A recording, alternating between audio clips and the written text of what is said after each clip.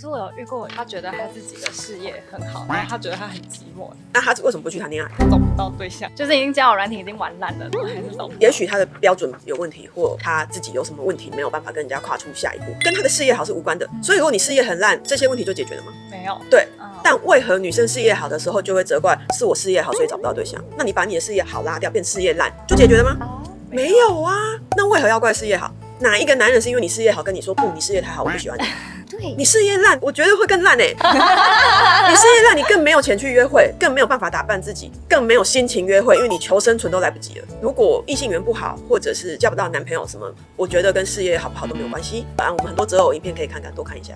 也许是他的 match 的那个不对，他喜欢的人不会喜欢他，或者就是他的池子太小了，3个5个，然后你就说我没人要，才3个才5个，世界上有这么多人，为什么你这么快放弃？可是我自己的初恋，我也是爱得轰轰烈烈，然后后来我就是渐渐遇到更适合我的人，我后来就觉得我好像没有办法像喜欢初恋一样那么喜欢之后的人，因为我们不会爱成那样啊，爱成那样是不理性的，因为我们不成熟的心智就会很不理性。我一直觉得是我没有办法再这么喜欢一个人我会觉得我更能够拿捏爱的程度，并且我还能兼顾别的事情。因为很多女生在刚开始初恋的时候都是我除了爱情我什么都顾不了，然后眼中就只有他，一整天都牵着他身上在走，他一颦一笑什么一句话你就伤心一整天。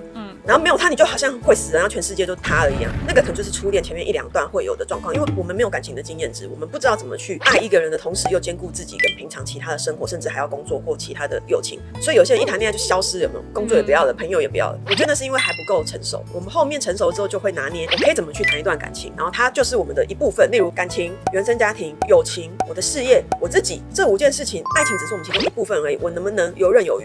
有时候这个多一点，有时候这个多一点，可是我可以分配，而不是爱情，通通其他顾不了，连自己都顾不了。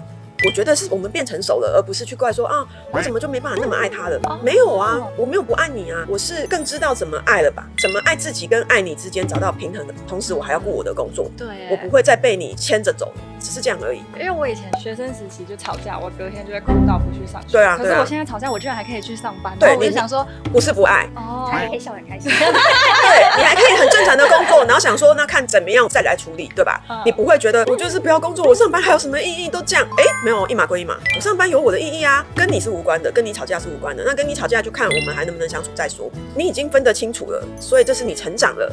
就像刚刚我讲，玫瑰成长了，她不会再大哭大闹了，因为她知道我人生不是只有你，我有别的事情，不代表我不爱你，我还是在乎你的，我还是想要跟你把它讲清楚的。可是我的工作也很重要，你只是能够权衡事情的重要性，不再只有爱情就塞满你的脑，不再恋爱脑。对，所以这是一种成长啊，哪里不好了？你怎么还反而自责说，我怎么都没有办法再那么陷入爱情了？没有啊，你更能够 handle 爱情了。其实这样是比较自在啦。对，但我就觉得为什么我以前可以那样，就是这么轰轰烈烈，以前傻，但是有过那个感觉是好的，我觉得是好的。